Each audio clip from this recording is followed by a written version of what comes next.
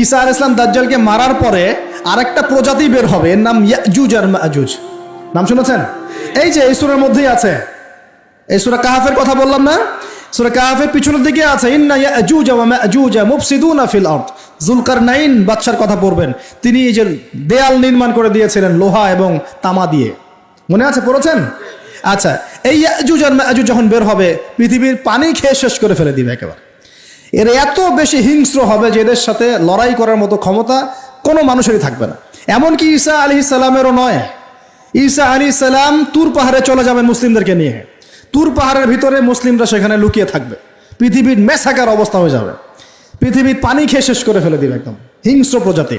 তখন ঈসা আলাইহিস সালাম আল্লাহর কাছে দোয়া করবেন, আল্লাহ এই বিভৎস জাতিকে ধ্বংস করো।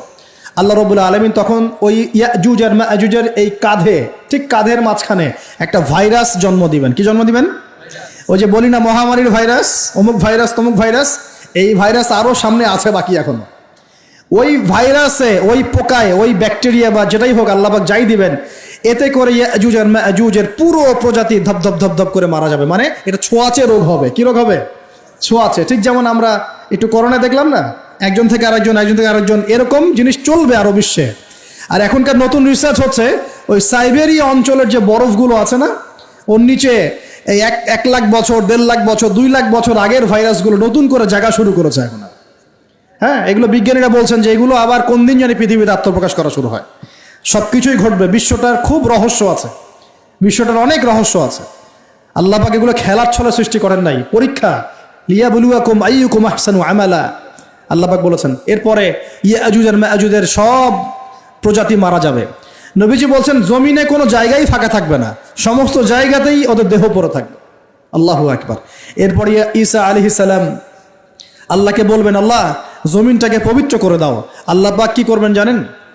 বড় বড় নখরওয়ালা, বড় বড় নখ আছে, নখ দেখেছেন? বড় বড় নখ, বড় বড় নখওয়ালা একটা স্পেশাল প্রজাতির পাখি আল্লাহ পাঠাবেন। কি পাঠাবেন? পাখি। এটা কোন পাখি, কি নাম আমরা জানি না। ঠিক এরকম করে এই এক শ্রেণীর পাখি আল্লাহ পাঠাবেন যাদের নখগুলো খুব বড় বড় হবে, বিশাল বিশাল নখ। এই নখগুলো দিয়ে তারা দেহগুলোকে উঠাবে, উঠিয়ে নিয়ে কোথায় যে ফেলে দেবে আল্লাহ ভালো জানেন। সুবহানাল্লাহ, আল্লাহু আকবার। আল্লাহ পাক বিশ্বে কত কি বাকি রেখেছেন এখন। এরপরে আল্লাহ পাক কি করবেন জানেন? আল্লাহ পাক বৃষ্টি বর্ষণ করবেন। এত বেশি বৃষ্টি হবে, এত বৃষ্টি হবে, জমিন ধুয়ে পরিষ্কার হয়ে যাবে। হাদিসে আসছে জমিন একদম চকচক করবে, জমিটা পরিষ্কার হয়ে চকচক করতে থাকবে। এরপরে কারণ ওই ভাইরাস তো ধুইতে হবে না, ভাইরাসকে ধুয়ে সাফ করতে হবে। তারপরে ঈসা আলাইহিস সালামের সময়ে বলা হচ্ছে, তার সময়ে একটা ডালিম, ডালিম দেখেছেন কিনা? আনার ডালিম, এই ডালিমের যে খোসা হয় না, এই ডালিমের খোসার নিচে একটা পুরো পরিবার আশ্রয় নিতে পারবে। কি বুঝলেন? এত বড় বড় ফল হবে, এত বরকত হবে জমিনের মধ্যে। কখন বরকত হয়? যখন একটা জনপদের অধিবাসীরা আল্লাহর সামনে আত্মসমর্পণ করে, তখন আল্লাহ বরকত দেন। আমরা কি আত্মসমর্পণ করছি? এই জন্যই তো অর্থনৈতিক মন্দা চলছে। এমনি এমনি নাকি? সুদ খাচ্ছেন, দিব্যি ঘুষ খাচ্ছেন, দুর্নীতি করছেন, জেনা করছেন, মানুষের সম্পদ আত্মসাৎ করছেন, মাপে কম দিচ্ছেন, আবার নামাজও পড়ছেন, মাশাআল্লাহ। তো বরকত কোত্থেকে আসবে?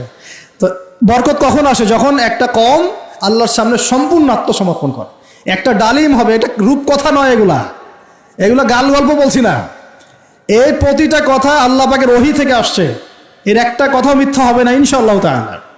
বিশ্ববাসীরা দেখবে একটা ডালিমের নিচে একটা পরিবার আশ্রয় নিতে পারবে। এত স্পেসিফিকলি বলা হয়েছে হাদিসগুলোতে। নবী সাল্লাল্লাহু আলাইহি ওয়াসাল্লাম বলেছেন যে 10 জন ঘোড়সওয়ার, কয়জন ঘোড়সওয়ার? 10 জন ঘোড়সওয়ার বের হবে ইমাম মাহদির সময়, যারা খোঁজ নিতে যাবে যে দেখি দাজ্জাল বের হয়েছে কিনা। ঘোড়ায় করে খোঁজ নিতে যাবে, দেখি দাজ্জাল বের হয়েছে কিনা। ওই 10, নবীজি বলছেন আমি ওই 10 জনের নামও জানি, ওদের বাবার নামও জানি। সুবহানাল্লাহ। এত স্পেসিফিক জ্ঞান দেয়া হয়েছে আল্লাহর পক্ষ থেকে নবী সাল্লাল্লাহু আলাইহি ওয়াসাল্লামকে। তার হাদিস থেকে বলছি যে ডালিমের নিচে পরিবার আশ্রয় নিতে পারবে। তো অনেকে হয়তো হাসবে, কি বলে একটু উল্টা পাল্টা কথা, তাই না? নাস্তিকরা মনে করতে পারে যে হাসবে, আরে হাহারি এক দিয়ে রেখে দেবে। এখন মানুষ ফেসবুকের মতো চিন্তা করে, ফেসবুকের মতো হাসে, ফেসবুকের মতো কাঁদে। মানুষ এখন রোবটিক হয়ে গেছে। ঠিক আছে, আচ্ছা। তো এরপর কি? এরপরে বরকতের এই সময়টা শেষ হয়ে যাবে কখন? যখন মানুষ আবার সেই জেনা, পাপ, শিরিক, কুফর এগুলোতে লিপ্ত হবে। আল্লাহ রাসূল বলছেন এমন একটা মানুষও বাকি থাকবে না, একটা মানুষও না যে খালি লা ইলাহা ইল্লাল্লাহ কালিমাটা পড়তে জানে, এমন একটা মানুষও বাকি থাকবে না। বলেন নাউজুবিল্লাহ। ওরা হবে এই পৃথিবীর সবচেয়ে নিকৃষ্ট মানুষ। ওদের চেয়ে নিকৃষ্ট কোনো মানুষ এই পৃথিবীতে হবে না। এখনো কি এরকম সময় আসছে? আসে নাই। এখন কি লা ইলাহা ইল্লাল্লাহ আছে না? আছে, হ্যাঁ, হয়তো তার পূর্ণাঙ্গ প্রয়োগটা নাই, কিন্তু কালিমা তো আছে কি না?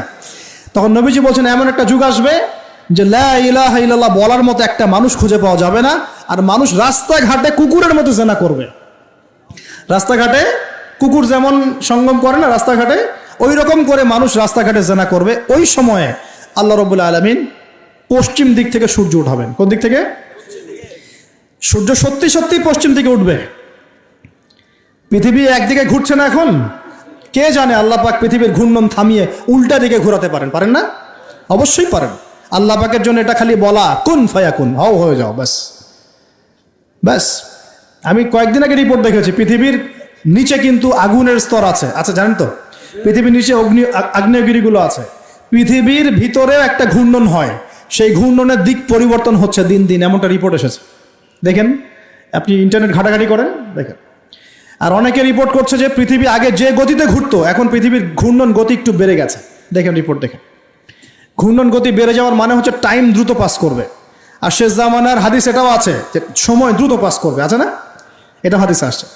তো প্রিয় ভাইরা, এই সময়ে মানুষ খারাপ হওয়া শুরু করার পরে এমন খারাপ হবে আল্লাহর নাম নেওয়ার মতো কোনো মানুষ থাকবে না, আল্লাহ আল্লাহ বলার মতো কোনো মানুষ থাকবে না। তখন পশ্চিম দিক থেকে সূর্য উঠবে। কিভাবে কিয়ামত হবে? নবীজি বলছেন একজন ব্যক্তি পানি খাওয়ার জন্যে পাত্রটাকে মুখের সামনে নিবে, পানি গিলতে পারবে না, কিয়ামত হয়ে যাবে। নাউযুবিল্লাহ। ইযা ওয়াকাআতিল ওয়াকিআ লাইসা লিওয়াকাআতিহা কাযিবা আল খারিআতু মাল খারিআ ওয়া মা আদরাকা মাল খারিআ। আছে না? আম্মা ইয়াতাসাআলুন আনিন নাবাইল আযীম। কত সূরা আছে কিয়ামত সংক্রান্ত, পড়ে দেখেন। ইযা যুলজিলাতিল আরদু জিলজালাহা ওয়া আখরাজাতিল আরদু আসকালাহা ইযা শামসু কুবিরাত ওয়া ইযা নুজুমু কাদারাত। এই সূরাগুলো পড়ে দেখেন। আম্মা পারার শেষ পারাটা, যেটা 30তম পারা, এর সূরাগুলো পড়ে দেখেন। কিয়ামত চোখে দেখতে পারবেন ইনশাআল্লাহ। সিংহায় ফুঁক দেওয়া হবে। আল্লাহ পাকের ফেরেশতার এত ক্ষমতা আল্লাহ দিয়েছেন, একটা ফুয়ে পুরো মহাবিশ্ব ধ্বংস হয়ে যাবে ইনশাআল্লাহ। চারটাখানি কথা নাকি? দ্বিতীয় ফুৎকারে আবার সবাইকে জীবিত করা হবে। এবং এই যে দুনিয়ার জীবনটা আমরা কাটাচ্ছি, এই 30, 40, 50, 60, 100 বছরের জীবন, এই জীবনের এক একটা হিসেব আল্লাহর সামনে দাঁড়িয়ে সেদিন দেওয়া লাগবে। অতএব এই দুনিয়ার জীবনটাতে প্রস্তুতি গ্রহণ করি, 5 ওয়াক্ত নামাজ পড়ি, যাকাত দেই, কালিমা বোঝার চেষ্টা করি, আল্লাহ তাওহীদ শিখি, জানি, বুঝি, নবীর সুন্নত অনুযায়ী আমল করি, হালাল খাই, পরিবার গড়ি, মানুষকে সৎ কাজের দাওয়াত দেই, অসৎ কাজে নিষেধ করি, ইসলামকে আল্লাহর জমিনে প্রতিষ্ঠা করার চেষ্টা করি।